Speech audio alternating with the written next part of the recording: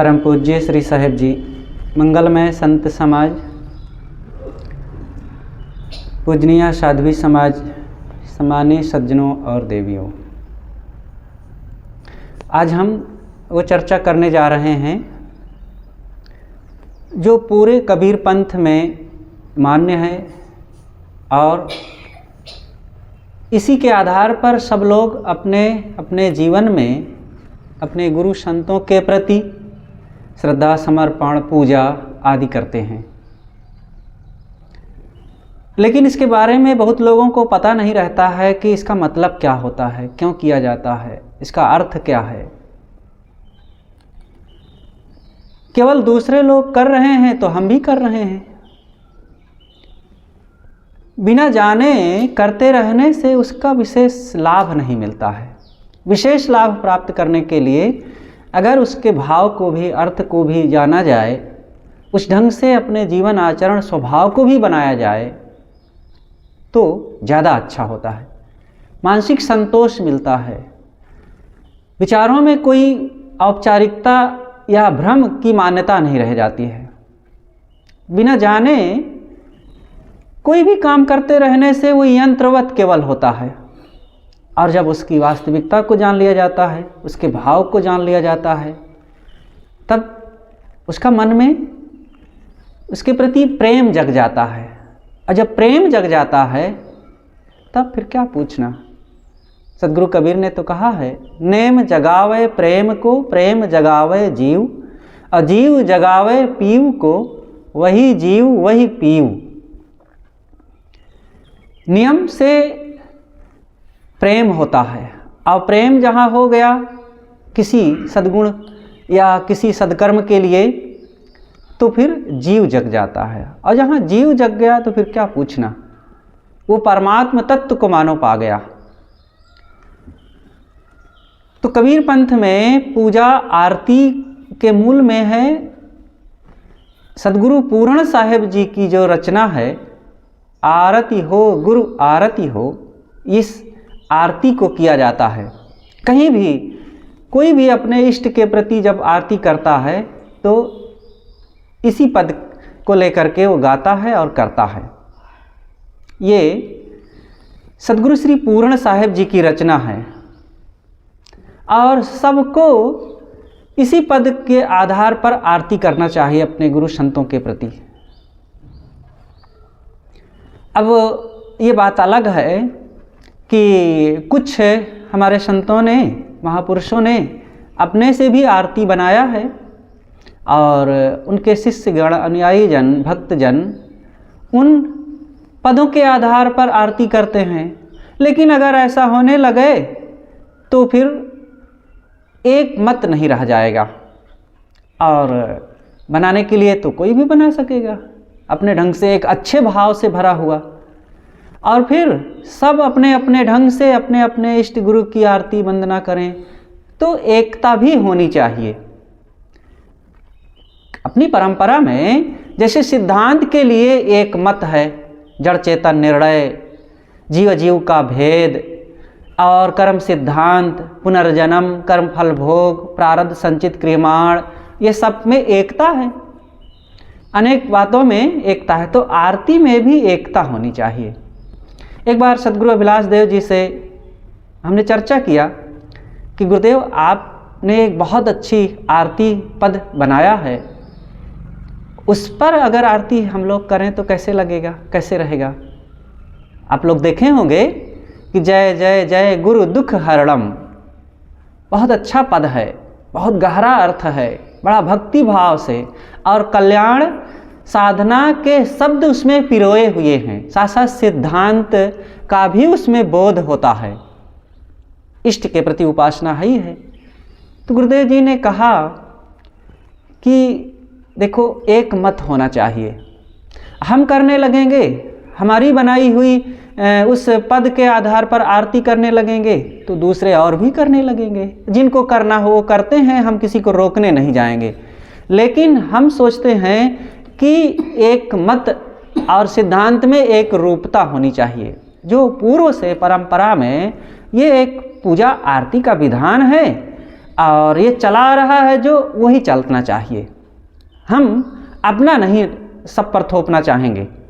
सतगुरु पूर्ण साहेब जी ने बनाया है और वो पहले से चला रहा है और उसका बड़ा अच्छा अर्थ है और सभी भक्तों को वही याद है, सभी संतों को वही याद है और एक सिस्टम से आ रहा है तो वही चलना चाहिए। तो ये बढ़िया लगा।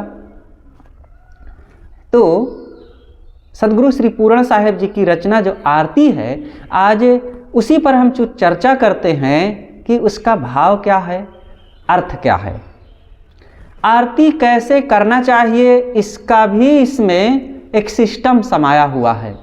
और सभी भक्तों को, संतों को जब अपने इष्ट के प्रति आरती वंदना पूजा करते हैं तो उस नियम को भी जाने रहना चाहिए कि कैसे करना चाहिए।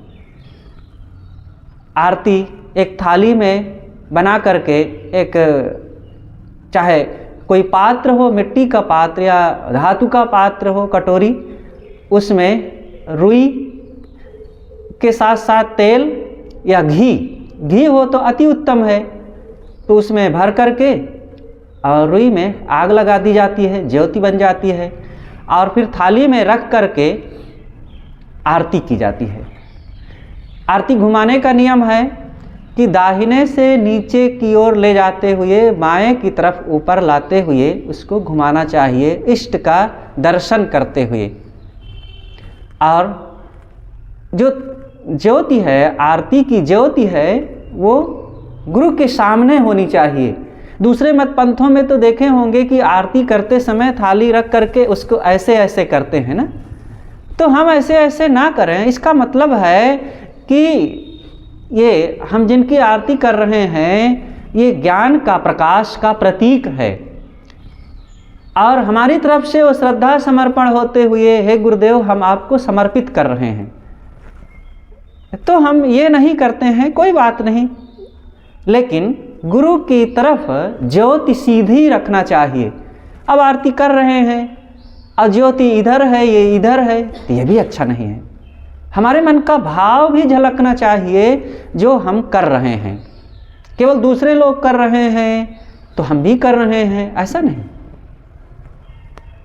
हर कार्य के पीछे हमारा मन और हमारे भाव का भी, हमारे मन के भाव भक्ति का भी लक्षण दिखना चाहिए। तो ये आरती है,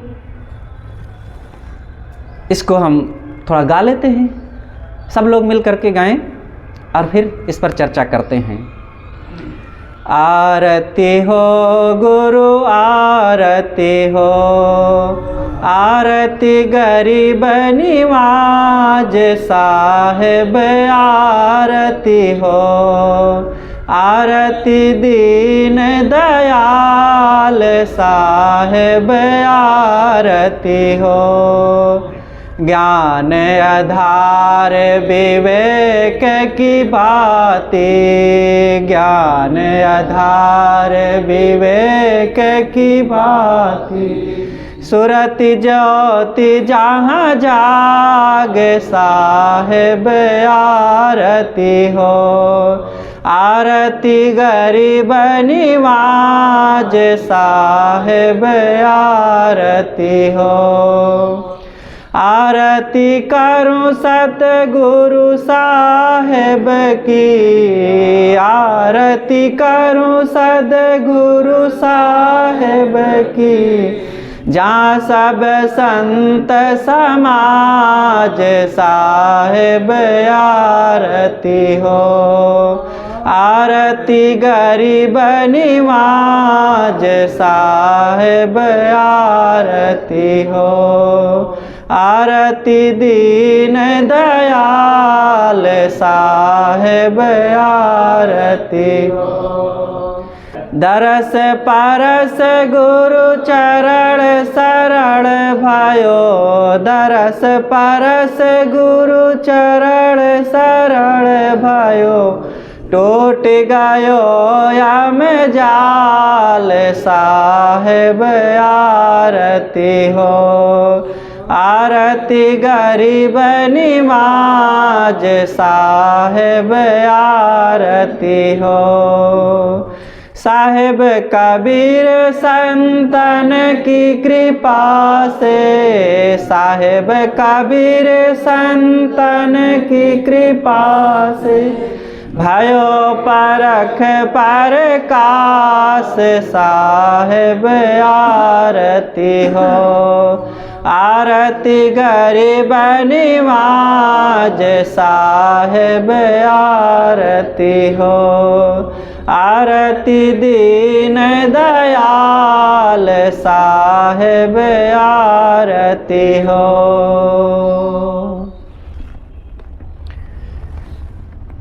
इस पद के बाद फिर और भी कहा जाता है, उसको फिर बाद में चर्चा करते हैं। पहले इस पर कुछ हम चर्चा करें।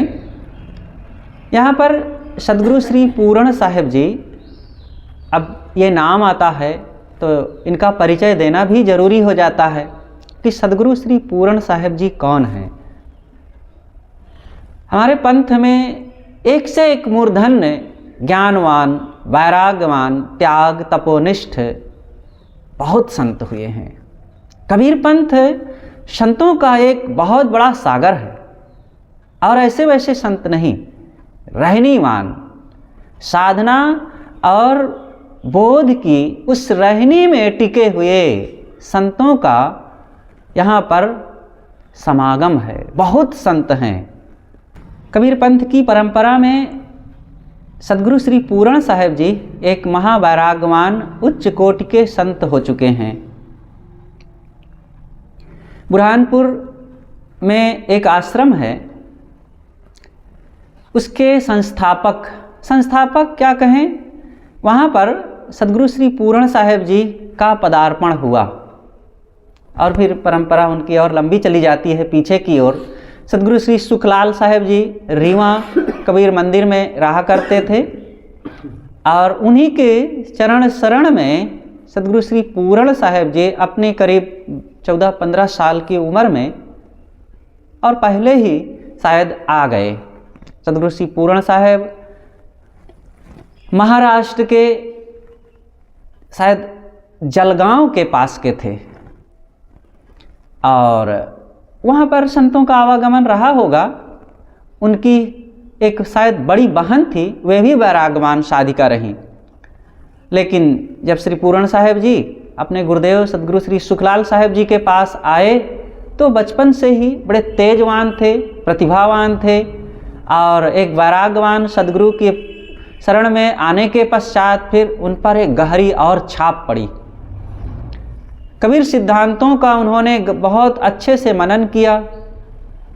फिर वे बीजक की टीका लिखना शुरू कर दिए, और भी उनकी रचनाएं हैं, वैराग शतक और निर्णय सार, साथ साथ एक नाटक के रूप में भी पुस्तक है, और फिर अंतिम में उन्होंने बीजक की टीका लिखी। बीजक की टीका उनकी प्रथम बीजक की टीका है। सद्गुरु कबीर साहेब की वाणी की टीका व्याख्या करने वाले कोई सबसे पहले हुए हैं तो वे हैं सद्गुरु श्री पूर्ण साहेब।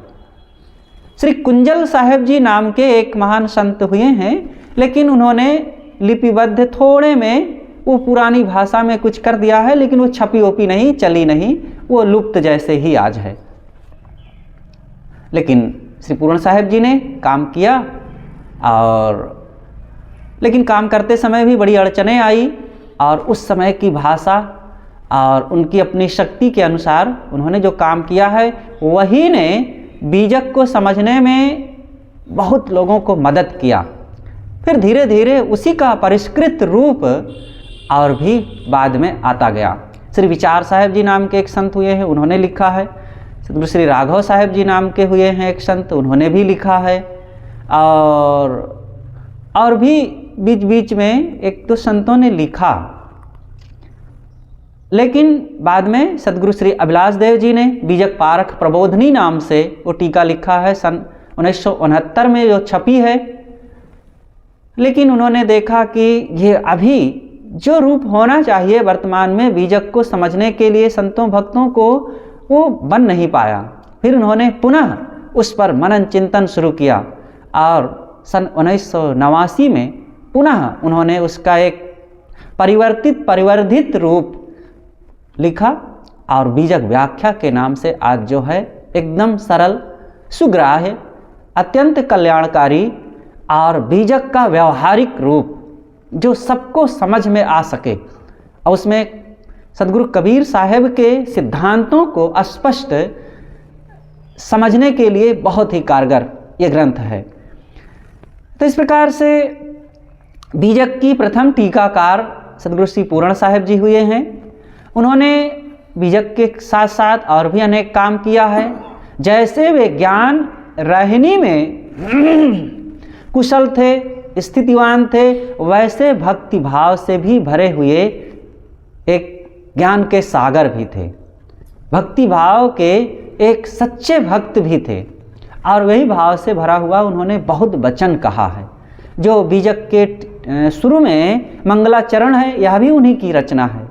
और जो हम लोग सत्संग के अंत में गाते हैं, वंदनीय गुरुदेव तुमको, वंदनीय गुरुदेव, यह भी उन्हीं की रचना है। तो ये आरती जो संध्या पाठ में इसको संकलित कर दिया गया है, संध्या पाठ पूरे कबीर पंथ में मान्य है। वंश परंपरा में अलग ढंग से उन लोगों ने बनाया है, लेकिन जहाँ विरक्ति परंपरा है और त्यागियों की, भक्तों या संतों की जहाँ तक संध्या पाठ की बात है, वो सब इसी को करते हैं। और इसके अंत में ये आरती को रखा गया है। और संध्या पाठ दो महापुरुषों का एक छोटा सा वंदना का ग्रंथ है, सदगुरु श्री राम रहस साहेब जी और सदगुरु श्री पूर्ण साहेब जी। बीच बीच में सिद्धांतों की पुष्टि के लिए सदगुरु कबीर साहेब जी की कुछ साखियों को भी वहाँ पर उद्धृत किया गया है, लेकिन खास रूप से सदगुरु श्री पूर्ण साहेब और सदगुरु श्री राम रहस साहेब जी के वचन इसमें हैं। अब आइए मूल पद पर चर्चा करें। साहेब कहते हैं, आरती हो गुरु आरती हो, आरती गरीब नवाज साहेब आरती हो। आरती, आर्त शब्द से आरती बना हुआ है। आर्त का अर्थ होता है दुखी, पीड़ित, कष्टित। तो एक साधक, एक शिष्य गुरु से प्रार्थना करता है। आरती यहाँ पर प्रार्थना में भी भाव प्रकट कर रहा है। हम गुरु की आरती कर रहे हैं, मतलब प्रार्थना कर रहे हैं, उनकी वंदना कर रहे हैं, उनके प्रति हम समर्पण के कुछ भाव से भरे वचन कह रहे हैं। तो दो अर्थ है। हे गुरुदेव, हम दुखी हैं, इस भाव सागर में भटकते हुए मन इंद्रियों की इन तमाम कुचालों से, इच्छाओं, कामनाओं, वासनाओं से, शरीर के तमाम रोग व्याधियों से, ये जीवन की तमाम झंझा तूफानों से हम दुखी हैं। और इस दुख से बचने के लिए केवल एक ही उपाय है, आपके शरण, आपका बोध, आपका ज्ञान, आपकी कृपा का वो लाभ हमें मिले, तभी हमारा दुख मिटेगा। तो हे गुरुदेव, हम दुखी हैं, हम आपकी वंदना करते हैं। क्यों वंदना करते हैं? आप कौन होते हैं हमारे दुखों को मिटाने वाले? साहब कहते हैं, आरती गरीब नवाज। हे गुरुदेव, आप गरीब नवाज हैं, गरीबों पर, दीनों पर कृपा करने वाले। नवाज, नवाज माने होता है, ये फारसी भाषा का शब्द है, कृपा करना, कृपालु, दयालु। आप हम पर कृपा करके इस भावसागर से पार होने के लिए आप हमें युक्ति बताने वाले हैं, जहाज हैं आप, पार करने वाले। हे गुरुदेव, हम दुखी हैं, हम आपकी वंदना करते हैं, हम आपके प्रति समर्पित हैं। आप गरीबों पर, दीनों पर दया करने वाले हैं। आरती दीन दयाल साहेब आरती हो। दीन पर, दीनों पर, दुखियों पर दयाल, दया करने वाले। दीन दयाल कहा जाता है ना, दीन दयाल का मतलब दीनों पर दया करने वाला। तो हे गुरुदेव, हम इस संसार और इस शरीर के भवचक्र में पड़ कर के अत्यंत दुखी हैं, और मन से, तन से और व्यवहार से हम लाचार हैं। ये न चाहते हुए भी अनेक प्रकार की तन मन की व्यथाएं हमको व्यथित करके चली जाती हैं और हम दुखी हो जाते हैं। इस दुख से कैसे बचें? जन्मों जन्मों से यही तो रहट चक्र चल रहा है।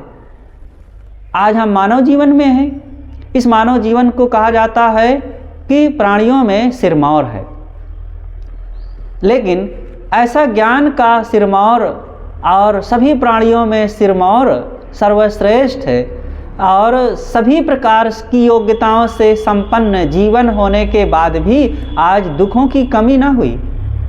हमने देख लिया संसार में बहुत घूम टहल करके बहुत कुछ यज्ञ और कर्मकांड, पूजा उपासना और जगह जगह अनेक भक्ति भाव को अपना करके, लेकिन कहीं भी हमारा दुखों का अंत ना हुआ।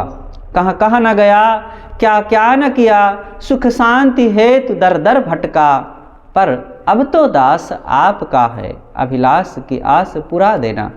सद्गुरु अभिलाष देव जी कहते हैं कि मैं अपने दुखों को मिटाने के लिए, हे गुरुदेव, संसार में क्या क्या नहीं किया, सब कुछ किया, और कहाँ कहाँ नहीं गया।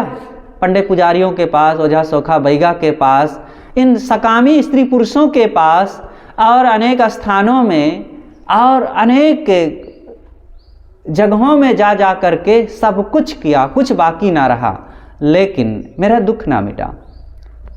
अब आपकी शरण में है, आपकी कृपा से ही केवल आशा है कि मेरे दुख मिट जाएं, और निश्चित ही मिटेंगे, क्योंकि आप मनोविकारों को नष्ट करके स्वयं आत्मपद में स्थित हैं और विवेक से पता चलता है कि अपने आप में लौट करके ही ये दशा हो सकती है और आपकी कृपा से ही ये संभव है। इसलिए हे गुरुदेव, मुझे वो उपदेश दीजिए, वो रहनी दीजिए, वो कृपा दीजिए कि जिससे मैं भी आपके समान हो जाऊं। ज्ञान आधार विवेक की बाती, सुरति ज्योत जहाँ जाग, साहिब आरती हो। ज्ञान का आधार, हे गुरुदेव, आप जिस रहनी में टिके हुए हैं वहाँ पर आधार क्या है? वो ज्ञान का आधार है। ज्ञान, कौन सा ज्ञान? आत्मज्ञान, जड़ चेतन का ज्ञान, जड़ चेतन निर्णय का ज्ञान जो है, यही तो आत्मज्ञान है। केवल आत्मा को जान लेना पर्याप्त ज्ञान नहीं है, दोनों को जानने के बाद ही फिर हम आत्मज्ञान में टिक सकेंगे। अगर जड़ तत्व का बोध नहीं होगा तो भी हम फिसल जाएंगे, भाग्यवाद भगवानवाद में पढ़ करके हम फिर फिसल जाएंगे। आत्मा को जानना जरूरी है, लेकिन उसके साथ साथ संसार की वास्तविकता को भी जाना जाए, तब ना पता चलेगा कि ये दुख रूप है। देखिए, जैसे दिन की अपेक्षा से रात का ज्ञान होता है और रात की अपेक्षा से दिन का आनंद मिलता है। दोनों की जरूरत है। केवल एक हो जाए तो दूसरे का ज्ञान ही नहीं होगा। केवल दिन ही दिन रहा तो रात को कैसे जानेंगे? इसी तरह चेतन हमारा स्वरूप है। चेतन स्वरूप में स्थित होकर के ही सारे दुखों का अंत होगा, लेकिन इसकी गरिमा, इसकी महत्ता का बोध हमें पूर्णतः तब होगा जब हम जड़ को भी जानें। और हे गुरुदेव, आप जड़ चेतन के इस रहने से, इस निर्णय ज्ञान से परिपूर्ण है, इसलिए आप उस आत्मज्ञान की आधारशिला पर स्थित हैं। इसलिए हमको भी वही आधारशिला पर पहुंचाइए। साहब कहते हैं ज्ञान आधार अविवेक की बाती। जैसे आरती हम कर रहे हैं तो आरती करते समय एक थाली का आधार लेते हैं और उसमें एक ज्योति रखते हैं, विवेक की बाती। बाती मतलब रुई की बाती। तो यहाँ पर हम पूजा कर रहे हैं तो ज्ञान का आधार होना चाहिए और विवेक। बाती कैसी बना लें? विवेक की। विवेक का मतलब निर्णय, हर चीज़ को जानने समझने की और उसके हकीकत के, सत्य असत्य की जानने की जो युक्ति है उसे विवेक कहते हैं। सारा सार को जानने की जो युक्ति है, जो आधार है, वह है विवेक। तो विवेक की बाती बना लें और क्या कर लें, सुरति ज्योति जहाँ जाग। सुरत, जब आरती करते हैं तो बाती में आग लगा देते हैं, तब वो ज्योति बनती है। बाती तो हो और पात्र भी हो, आधार भी हो, सब कुछ हो, लेकिन ज्योति ना जलाई जाए, आग ना लगाई जाए उसमें, तो भी काम नहीं बनेगा, तब आरती अधूरी है। ज्योति का होना जरूरी है। तो हमारी जो आरती है गुरु के प्रति श्रद्धा समर्पण की, उनके ज्ञान को प्राप्त करने की और विवेक ज्ञान में ठहरने की, तो वो कौन सी ज्योति है? सुरति। हमारी सुरति सदैव लगी रहनी चाहिए स्वरूप की तरफ। सुरति कहते हैं, सुरति और निरति। सुरति कहते हैं कि अपने स्वरूप का निरंतर स्मरण होते रहना, और निरति कहते हैं उसमें टिके रहना, वो और गहरा है। लेकिन बिना सुरति के निरति नहीं होगी। तो सुरति, हम आपकी आरती कर रहे हैं, इसलिए कर रहे हैं कि हमारी सुरति सदैव हमारे स्वरूप में ही लगी रहे। हम बाहर ना जाएं, विषयों में ना जाएं, संसार की तरफ ना भटक जाएं, स्वरूप की तरफ। दो ही चीजें हैं, संसार और स्वरूप। संसार की तरफ गए तो मोह में चले गए, और मोह में गए तो दुख शुरू हो जाएगा, और स्वरूप की तरफ रहेंगे तो शांति रहेगी। और स्वरूप की तरफ हमारी सुरति बने रहे, और फिर उसका व्यवहारिक रूप जब आएगा तो प्रेम बना रहेगा, और जब साधनात्मक रूप रहेगा तो साधना रहेगी, शांति रहेगी। तो दोनों की जरूरत है, दोनों में साधक को रहना पड़ेगा, क्योंकि कोई निरंतर अपने मन को अपने ही स्वरूप में लय करके साधना में तो नहीं बैठा रहेगा, व्यवहार करना पड़ेगा। और व्यवहार करते समय प्रेम बनाए रखने की जरूरत है, और प्रेम जब रहेगा तब उसका व्यवहार बहुत पवित्र बना रहेगा। तो प्रेम बनाए रखने के लिए ये भी समझना है कि मोह ना होने पावे कहीं। प्रेम और मोह बहुत निकट निकट हैं, और कहीं प्रेम के नाम पर मोह होने लगा तो फिर दुख शुरू हो जाएगा। तो प्रेम और मोह के दोनों धातुओं को समझते रहें, धक्का दे करके मोह को निकालते रहें और प्रेम का सत्कार करते रहें।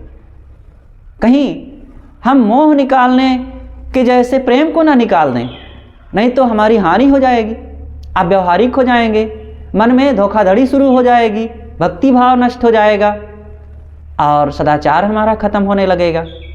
और कहीं प्रेम के नाम पर मोह को ना अंदर पालने लग जाएं, नहीं तो फिर मन दूषित होने लग जाएगा और फिर व्यवहार खराब हो जाएगा। तो दोनों इन धातुओं को समझने की जरूरत है। जैसे सोना और पीतल, दोनों में एक रूपता होती है, लेकिन दोनों में बहुत अंतर होता है। सोना सोना है, पीतल पीतल है। सोना की बराबरी पीतल कैसे कर सकता है? लेकिन भ्रम होता है देखने में। ऐसे ही मोह तथा प्रेम में भ्रम होता है, किंतु प्रेम प्रेम है। प्रेम के पथ पर चल करके ही स्वरूप स्थिति का काम हो सकता है, और मोह तो स्वरूप स्थिति से बिल्कुल विपरीत ले जा करके विकारों की ओर, दुख की ओर, विवाद की ओर, कलह की ओर, संसार की ओर, भवसागर की ओर हमें पटक देता है। इसलिए ये अंतःकरण से जो निकला हुआ एक धातु है, ये मोह और प्रेम के नाम से है, लेकिन दोनों के अलग अलग पहलू हैं, और इन दोनों को समझ करके एक का त्याग और एक का सत्कार हमारे जीवन में होते रहना चाहिए। तो यहाँ सद्गुरु कहते हैं, सुरति ज्योति जहाँ जाग, साहिब आरती हो। सुरति, अपने स्वरूप में हमारा मन सदैव भावाकार बना रहे। हम आपकी आरती कर रहे हैं बाहर की एक ज्योति जला करके, लेकिन यह ज्योति जलाने का मतलब है कि जैसे ज्योति निरंतर जल रही है, प्रकाशित है, वैसे हमारा मन आत्मज्ञान से प्रकाशित रहे और हमारा मन स्वरूपाकार बना रहे। इसलिए यह ज्योति हमारे अंदर सदैव जलती रहे। आरती करूं सतगुरु साहिब की, जहां सब संत समाज साहिब आरती हो। हे गुरुदेव, केवल सद्गुरु ही हमारे वंदनीय नहीं हैं, सद्गुरु तो हैं ही, उनके प्रति तो तन मन धन सब कुछ अर्पण होना चाहिए, बिना इसके तो कुछ होगा ही नहीं।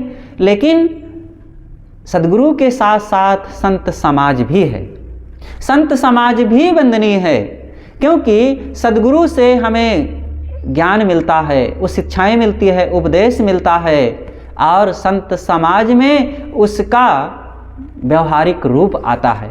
वे हमारे इस सिद्धांत के विचार की रहनी का पोषण करते हैं। अगर संत समाज ना हो तो केवल सद्गुरु कब तक हमको क्या क्या सिखाते रहेंगे। समाज में आकर के ही सारा व्यवहारिक रूप हमारे जीवन में वो आचरित होता है। तो साहब कहते हैं जहाँ सब संत समाज, संतों के समाज जहाँ है उस सद्गुरु की वो शोभा है। संत समाज होगा ही जहाँ सद्गुरु होंगे, क्योंकि जहाँ पर फूल होगा, जहाँ पर सुगंधी होगी, वहाँ पर अपने आप भंवरे आ जाएंगे। तो संत और सद्गुरु, सद्गुरु और संत, ये दो जुड़वा शब्द चलते हैं। तो हम सद्गुरु की पूजा कर रहे हैं, सद्गुरु के प्रति समर्पित होकर के उनकी आरती वंदना कर रहे हैं, लेकिन साथ में संत समाज है और उस संत समाज की भी हम पूजा कर रहे हैं, उनके चरणों में भी हम नतमस्तक हैं। और आगे सद्गुरु कहते हैं दरस परस गुरु चरण शरण भयो, टूट गयो यम जाल साहेब आरती हो। दरस परस गुरु चरण शरण भयो। हम जब सद्गुरु के पास आए तो सद्गुरु का दर्शन हुआ। दर्शन ही एक बहुत बड़ा लाभ है। दर्शन क्यों लाभ है? सद्गुरु का शरीर भी तो एक हड्डी मांस चाम आदि का ही बना हुआ है। जैसे दूसरों को देख रहे हैं वैसे उनको भी देख रहे हैं, तो उनके देखने में कौन सा लाभ हो गया? लेकिन नहीं, लाभ है, क्योंकि वे ज्ञान की मूर्ति हैं। भीतर उनके अंदर ज्ञान की मूर्ति है और उनका दर्शन करना अमोघ है, क्योंकि उनके अंदर का जो आभा मंडल है, उनका जो मानस पटल है, मानस जगत है, अत्यंत निर्विकार, निष्काम, प्रेम, साधना, शांति, वैराग्य, बोध, अनासक्ति से भरा हुआ है। और जिस पात्र में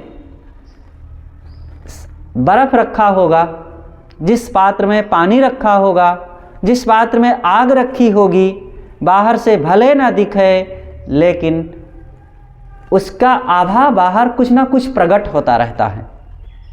ऐसे ही जिसके अंदर में ज्ञान है, वैराग्य है, बोध है, स्वरूप स्थिति है, उसके बाहर भी वो प्रकट होता है। और ऐसे फिर महापुरुष का दर्शन करना अमोघ होता है।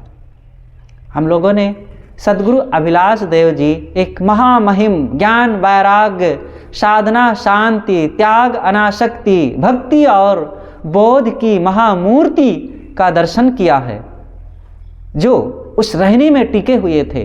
वे चलते फिरते एक महासागर थे, महाशांति थे और महाविद्यालय थे, करुणा के सागर।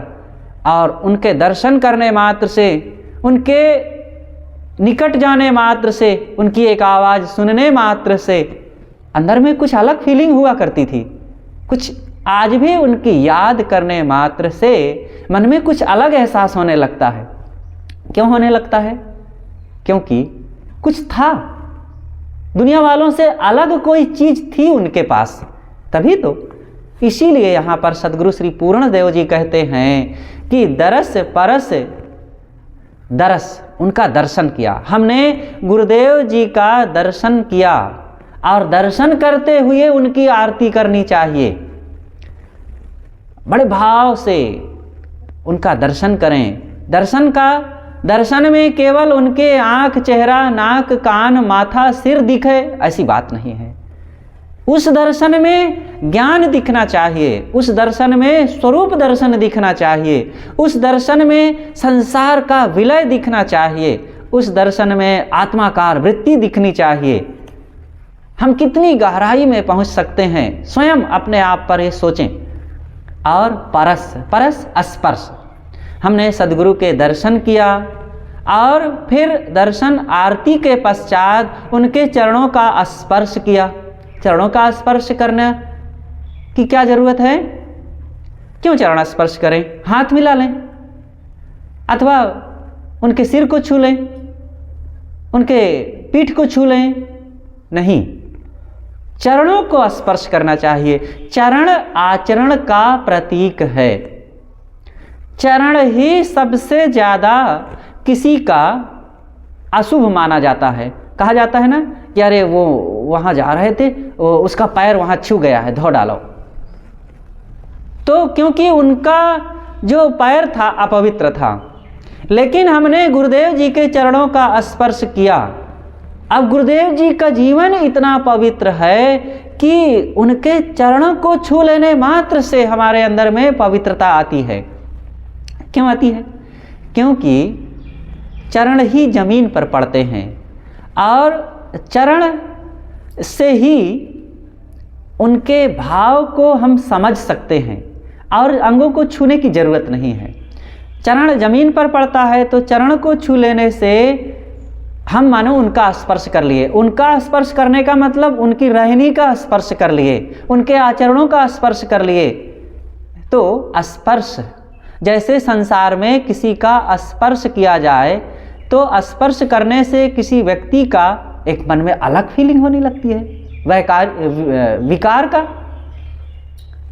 लेकिन गुरु के स्पर्श करने से, उनके चरण का स्पर्श करने से उनकी रहनी की फीलिंग होती है, रहनी का मन में प्रभाव आने लगता है।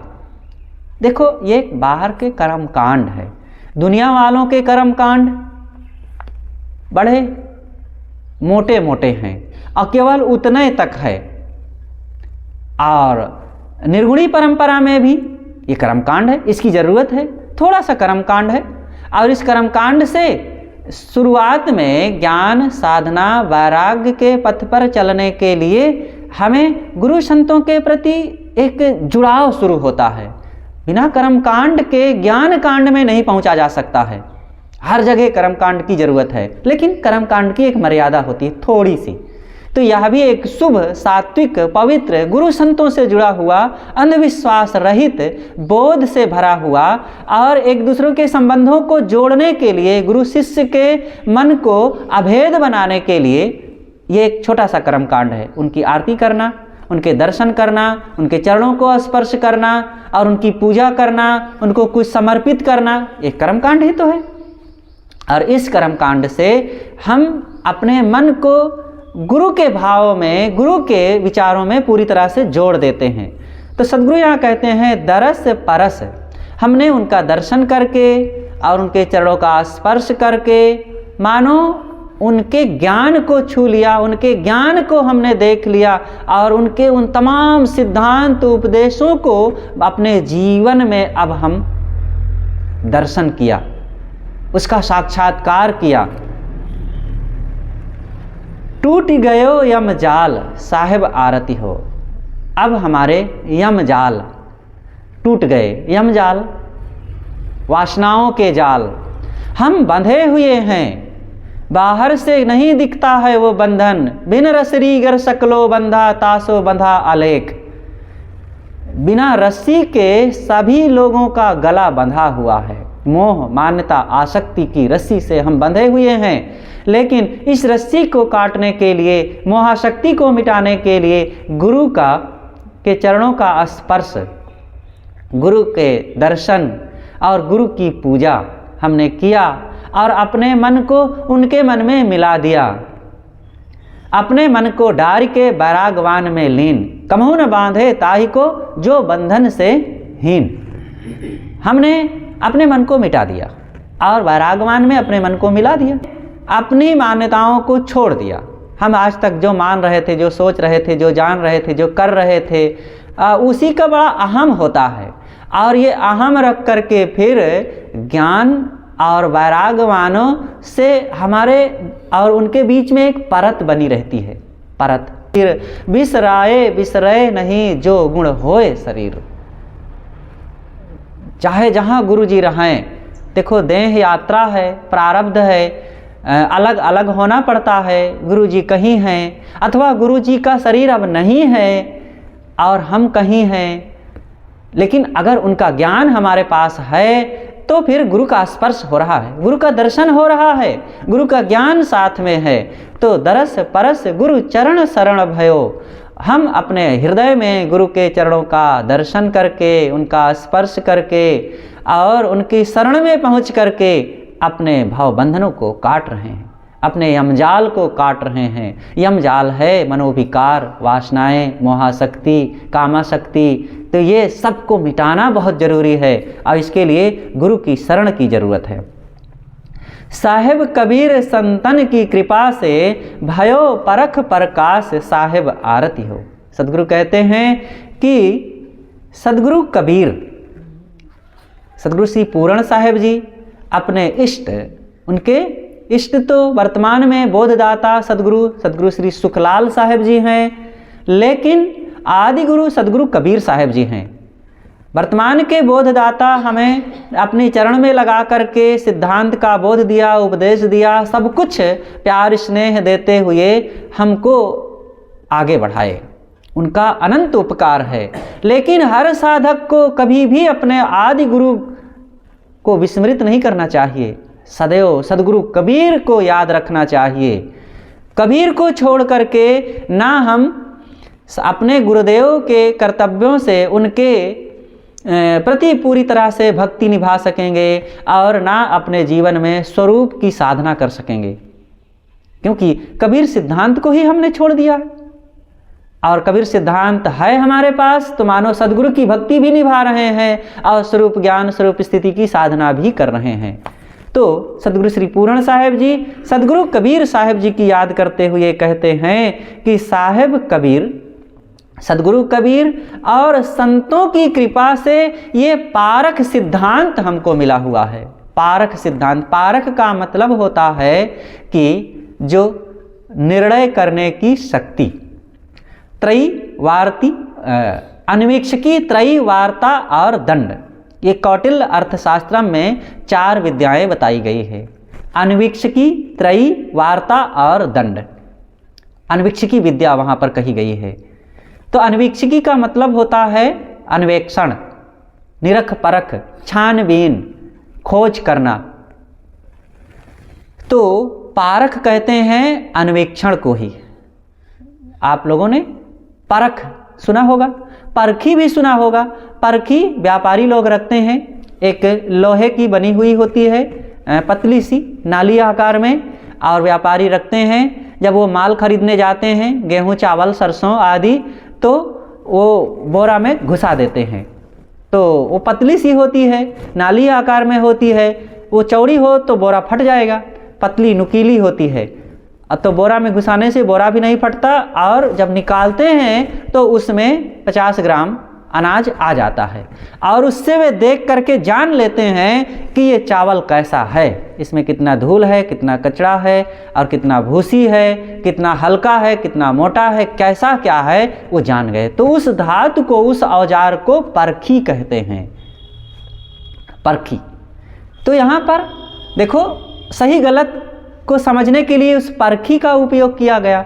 ऐसे ही पारख सिद्धांत भी जड़ चेतन का निर्णय देता है, आत्मा अनात्मा का निर्णय देता है, खाद्य अखाद्य का निर्णय देता है, कर्तव्य अकर्तव्य का निर्णय देता है, जीव जगत का निर्णय देता है, भ्रम अंधविश्वास की बातें और ज्ञान साधना तथा जीवन के कल्याण की बातों का निर्णय जहाँ से होता है वो पारख सिद्धांत देता है।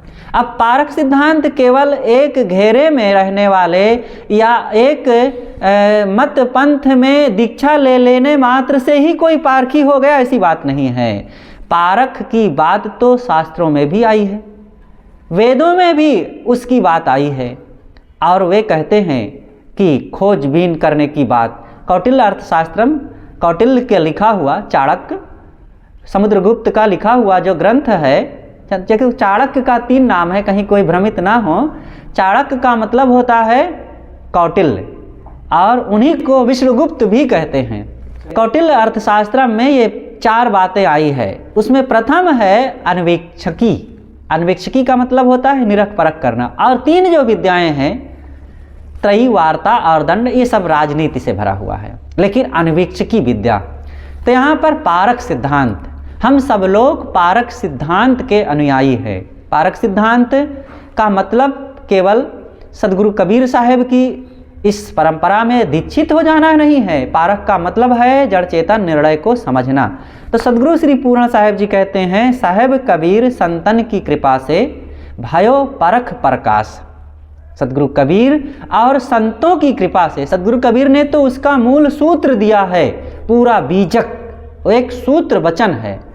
उसको बिना किसी महर्मी योग साधक से समझे, हम उनसे बिना पढ़े बीजक को नहीं समझ सकते हैं, क्योंकि वो सूत्र वचन है। तो उन सूत्रों के साथ साथ संत समाज ने उन सूत्रों को व्याख्यायित करके हम तक पहुंचाया, हमको वो बोध दिया अपने चरण शरण लगा करके। तो सदगुरु कबीर और संतों की कृपा से ये पारक सिद्धांत हमको मिला हुआ है और ये आज उसका प्रकाश फैला हुआ है और उसका हम लाभ ले रहे हैं और इस लाभ को लेकर के हम अपने भवबंधनों को काट रहे हैं। तो इस एक वंदना में, पूजा में गुरु के प्रति जो समर्पित होकर के हम उनकी एक आरती, औपचारिक छोटा सा कर्मकांड कर रहे हैं, इसी में सिद्धांत भी, ज्ञान भी, भक्ति भी, बोध भी, रहनी भी, वैराग्य भी, सब कुछ समाया हुआ है। इसलिए सभी साधकों को बड़े भाव, प्रेम, उत्साह और श्रद्धा के साथ गुरु के प्रति समर्पित होकर के आरती करना चाहिए और वंदना करना चाहिए। वंदना भी बाद में आती है, थोड़े में हम उसको 2 मिनट में चर्चा कर देते हैं, क्योंकि इस आरती के साथ, आरती करने का नियम है कि खड़े होकर के कहीं भी गुरु की आरती करें, और संत समाज हो, गुरु जी हो, तो गुरु जी बैठे रहेंगे अपने आसन पर, एकाग्र होकर के, अंतर्मुख होकर के वे बैठते हैं। गुरु जी के मन में ऐसा नहीं होता है कि हम आरती कर रहे हैं हमारी कोई, तो हम खुश हो जाएं। आरती करते समय गुरु सदैव वो आत्मनिष्ठ हो जाते हैं, बाहर से लौट करके अपने आप में आ जाते हैं और शिष्य करबद्ध हाथ जोड़ करके बड़े भक्ति भाव से विनम्र हो करके, और जो आरती कर रहे हैं वे तो झुक करके विनम्रता पूर्वक आरती करते हैं। अन्य जो भक्त समाज, संत समाज होता है, वो विनम्र हो करके हाथ जोड़ करके गाते हैं और हृदयंगम करते हुए मनन करते हैं और बारी बारी से थोड़ा थोड़ा सब लोग करते हैं। तो उसके पश्चात जब आरती हो जाए, जब तक आरती होती रहती है तब तक, मतलब जब तक ये आरती हो, गुरु आरती हो, आरती गरीब नवाज साहेब आरती हो, आरती दीन दयाल साहेब आरती हो, पूरा पद जब तक गाया जा रहा है तब तक आरती करते ही रहना चाहिए। जो लोग आरती कर रहे हैं, कदाचित आरती करने वाले अब नहीं हैं, अब अभी गाने वाले हैं, तो दूसरे लोग जो किए हैं फिर वो गा सकते हैं, गावें। आरती की थाली रखना नहीं चाहिए जब तक ये वंदना हो रही है। और जब आरती हो जाए तो गुरु के सामने ही आरती को बुझाना नहीं चाहिए। आरती को ले जाकर के एकांत में कहीं अलग धर दीजिए। जब तक वो स्वाभाविक जल रही है जलने दें, अथवा किसी कारणवश जलते रहने से प्रदूषण हो रहा है, कार्बन निकल रहा है या वातावरण नहीं ठीक है, तो अलग जा कर के एकांत में उसको बुझा सकते हैं। लेकिन गुरु के सामने ही रख कर के उसे कभी भी बुझाना नहीं चाहिए। हो सके तो सामने ही रख दें, जलती रहे। अगर घी से जल रहा है अथवा शुद्ध तेल से जल रहा है तो कोई बात नहीं। कोई कपूर से कभी करता है, किसी कारणवश कपूर से भी करना पड़ता है, तो उससे वातावरण प्रदूषित होता है, तो अलग ले जा कर के रख दें, दूर ले जा कर के रख दें। तो अन्य संतजन फिर अगर आरती करने वाले और हैं, अब आरती करने की, गाने की ये क्रिया बंद हो गई है, तो ये वंदना गाई जाती है और उस समय भी आरती लोग करते रहते हैं, दूसरे लोग खड़े रहते हैं और वो वंदना इस प्रकार से है। दास जान निज आपनो बिनती सुनिए मोर, बिनवत हो कर जोर के गुरु शरणागत तोर। काम क्रोध मद लोभ में नित मैं रहो भुलाए, दीन दास प्रभु जान के लीजय बंद छुड़ाए।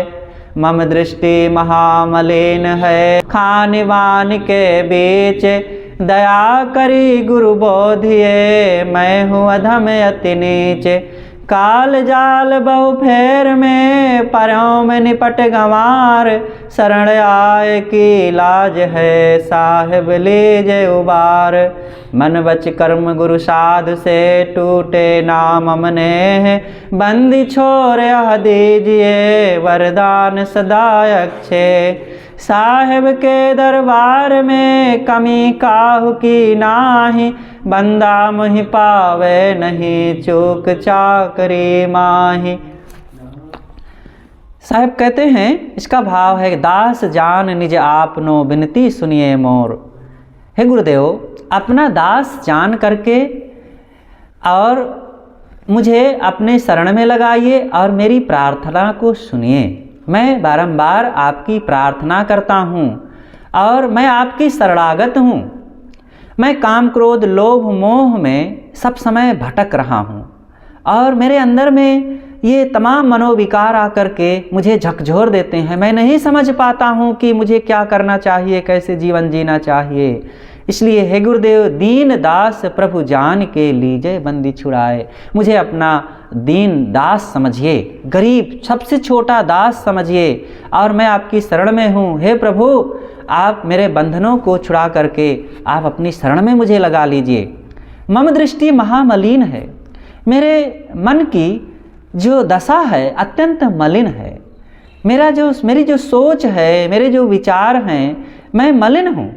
मेरे मन में वो ज्ञान नहीं निरंतर रहता, मोह आ जाता, आसक्ति आ जाती, लोभ आ जाता है, मनोविकार आ जाते हैं। इसलिए मेरा मन मलिन है और मैं खानी बानी का मतलब होता है तमाम ये मोटी माया और इच्छा कामना वासना मान सम्मान की वाणी जाल में पड़ करके मैं भटक रहा हूँ। इसलिए हे गुरुदेव, दया करके आप मुझे प्रबोधित कीजिए, उपदेश दीजिए। मैं अधम हूँ, अत्यंत नीच हूँ। ये साधक की अत्यंत विनम्रता है गुरु के प्रति। काल जाल के चक्कर में पड़ करके, इच्छाओं कामनाओं के फेर में पड़ करके मैं गंवार नीच अधम पापी भटक रहा हूँ और आपके उस महिमा को, आपके उस ज्ञान को नहीं समझ रहा हूँ। आपकी शरण में आज आया हूँ। इसलिए हे गुरुदेव, अब मेरा उद्धार कीजिए, अब आप मुझे बचाइए। मन वच कर्म गुरु साधु से, टूटे नाम अमने हैं। मन वाणी कर्मों से कभी भी मेरे मन में आपके प्रति भक्ति ना मिट जाए, आपके चरणों के प्रति श्रद्धा और विनम्रता भक्ति भाव ना मिट जाए। सद्गुरु विशाल देव ने कहा है, छुटै न मन कर्म गुरु परतीति, छुटै न मन कर्म गुरु पद प्रीति, और छुटै न मन कर्म निज पद प्रीति। मेरे मन वाणी कर्मों से गुरु के चरणों की भक्ति न छूटे, मेरे मन वाणी कर्मों से गुरु के प्रति विश्वास न छूटे और मेरे मन वाणी कर्मों से स्वरूप के प्रति मेरे निष्ठा न छूटे। ये तीन बातें, वही बात यहाँ पर भी कहा गया। सद्गुरु कबीर ने भी यही बात कहा है कि कबीर संगत साधु से थर थर कांपे दे हैं, कबहू को भाव कुभाव ते जन घट जाए सने हैं। और यहाँ तक कि उन्होंने तो ये भी कहा है कि राम बुलावा भेजिया दिया कबीरा रोए, जो सुख साधु संग में सो बैकुंठ न होए। राम ने बुलावा भेजा कि है कबीर, आ जाओ मेरे पास बैकुंठ धाम में, यहाँ बड़ा आनंद है। कबीर साहब ने कहा कि मुझे तो रुलाई आ गई राम के बुलावे से। अरे जो संतों की संगत में, संतों की शरण में सुख है, वो बैकुंठ में क्या सुख है? वहाँ केवल इंद्रियों के भोग हैं, शरीर की सुविधाएं हैं, रहने बसने की चीज़ें हैं, और वहाँ पर मन की पवित्रता की, कल्याण की सामग्री नहीं है। इसलिए संतों के समागम में, संतों की संगत में जो सुख है वो कहीं भी नहीं है। तो मुझे तो राम के बुलावे पर रुलाई आ गई।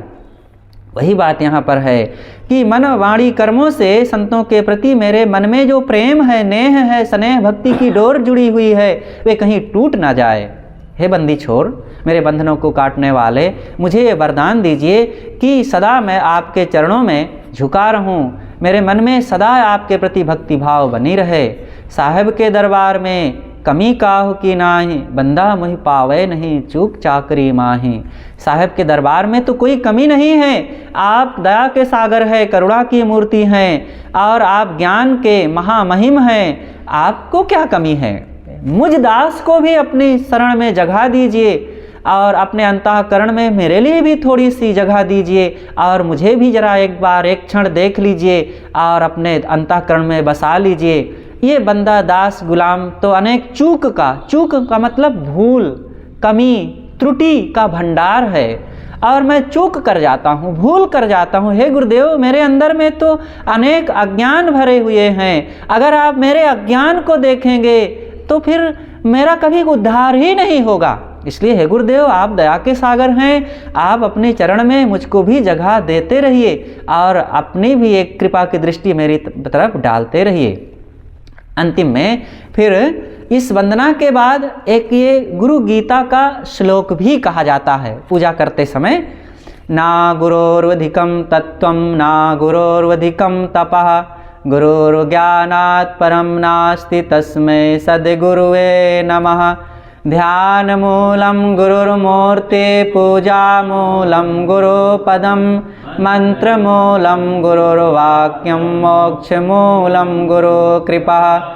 गुरुर्देवो गुरुर्धर्मो गुरुर्निष्ठा परम तपः, गुरु परतरम नास्ति नास्ति तत्वं गुरु परम। इसका भाव है कि ना गुरोर्वधिकम तत्वम, गुरु तत्व से बढ़कर के और संसार में कोई तत्व श्रेष्ठ नहीं है, और ना गुरोर्वधिकम तपः, गुरु भक्ति गुरु उपासना से बढ़कर के संसार में और कोई तपस्या नहीं है। गुरुर्ज्ञानात् परम नास्ति तस्मै सद्गुरुवे नमः, गुरु ज्ञान से बढ़कर के संसार में और कोई ज्ञान नहीं है। इसलिए हे गुरुदेव, हम आपको नमस्कार करते हैं। ध्यान मूलम गुरुर्मूर्ति, गुरु का ध्यान करना साधक के लिए श्रेष्ठ ध्यान है। और पूजा मूलम गुरुपदम, गुरु के चरणों की पूजा श्रेष्ठ पूजा है।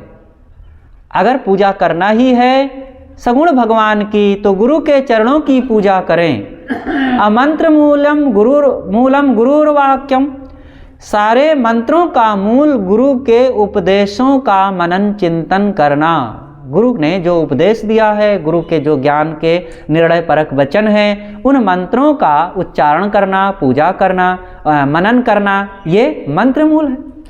मोक्ष मूलम गुरु कृपा, अगर मोक्ष कहीं होगा तो गुरु की कृपा से ही होगा। अब गुरु की कृपा का अर्थ इतना केवल ना कोई समझे कि गुरु जी ऐसे हाथ उठा देंगे और यहाँ से किरण निकलेगी और आपके अंदर में भन-भना करके पहुँच जाएगी और आपका काया पलट हो जाएगा। ऐसा कोई शक्तिपात नहीं करता है। अनेक लोगों ने महापुरुषों के शक्तिपात का तो चित्र भी, फोटो भी बना करके रखा है और खूब लिखा भी, कहा भी है कि स्वामी रामकृष्ण परमहंस ने स्वामी विवेकानंद पर शक्तिपात कर दिया, अमुक ऋषि ने, वेदव्यास जी ने ऐसे हाथ किया तो उनके कृपा हो गई, शक्तिपात हो गया। ऐसा कुछ नहीं होता है। ये केवल महिमा के वचन है, कहने सुनने के वचन हैं।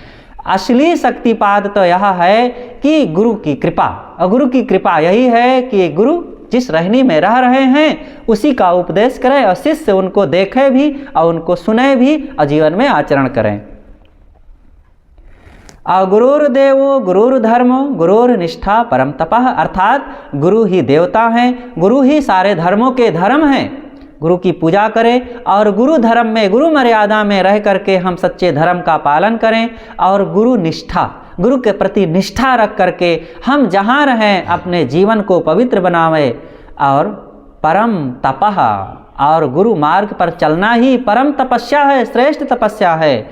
अतः गुरु परतरम नास्ति नास्ति तत्वम गुरु परम, गुरु पद में रहना ही श्रेष्ठ साधना है, अन्य कोई साधना श्रेष्ठ नहीं है। इसलिए नास्ति तत्वम गुरु पदम परम, नास्ति तत्वम, दूसरा कोई तत्व नहीं है, गुरु परम, गुरु से बढ़ करके, गुरु ज्ञान से बढ़ करके। अंतिम में जब पूजा, आरती, वंदना ये सब समाप्त होती है, तब फिर बंदगी होती है। और बंदगी में फिर यह साखी कही जाती है जो सद्गुरु श्री राम रहस साहेब जी की रचना है कि बंदो सन्मुख पारखे शेष भेंट धरि हाथ, वचन उचारो बंदगी सत्य प्रेम के साथ। तो ये साखी को कह करके फिर सभी भक्त और संत बैठ करके उकरू हाथ जोड़ करके उंगली बांध करके 3 बार बंदगी करते हैं, साहे बंदगी, साहे बंदगी, साहे बंदगी। और सद्गुरुदेव की जय। तो इस प्रकार से आज ये पूजा बंदगी का आरती पर थोड़ी सी कुछ चर्चा हुई और यहीं पर ये आज की चर्चा समाप्त होती है।